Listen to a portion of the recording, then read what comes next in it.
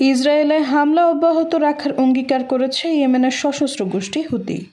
তারা বলেছে, ইসরায়েলের অভিযানের ঘোষণায় যোদ্ধারা ভীত নয়। মঙ্গলবার আল জাজিরার এক প্রতিবেদনে তথ্য জানানো হয়েছে। প্রতিবেদনে বলা হয়েছে, বেনিয়ামিন নেতানিয়াহু ইসরায়েলি আইন প্রণেতাদের জানিয়েছেন তিনি দেশটির সেনাবাহিনীকে ইয়েমেনে হুতি অবকাঠামো ধ্বংস করার নির্দেশ দিয়েছেন। এরপর হুতি কর্মকর্তারা ইসরায়েলে হামলা চালিয়ে যাওয়ার অঙ্গীকার করেন। হুতিদের সুপ্রিম পলিটিক্যাল কাউন্সিলের সদস্য হেজাম আল আসাদ এক্স বার্তায় লেখেন, গাজায় আমাদের জনগণের বিরুদ্ধে আগ্রাসন বন্ধ না হওয়া পর্যন্ত আমরা থামব না। নেতানিয়াহু জানাবেন যে নতুন মধ্যপ্রাচ্যের স্বপ্ন তার জন্য শাস্তি ছাড়া কিছুই নয়। হুতিরা গাজায় যুদ্ধবিরতিতে সম্মত হওয়ার জন্য ইসরায়েলি কর্তৃপক্ষকে চাপ রাখতে চাইছে।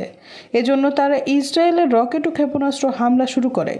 তবে এর আগে থেকেই লোহিত সাগরে বাণিজ্যিক জাহাজগুলোতে ক্ষেপণাস্ত্র ড্রোন হামলা চালাচ্ছে তারা। এ নিয়ে উদ্বিগ্ন পশ্চিমারা।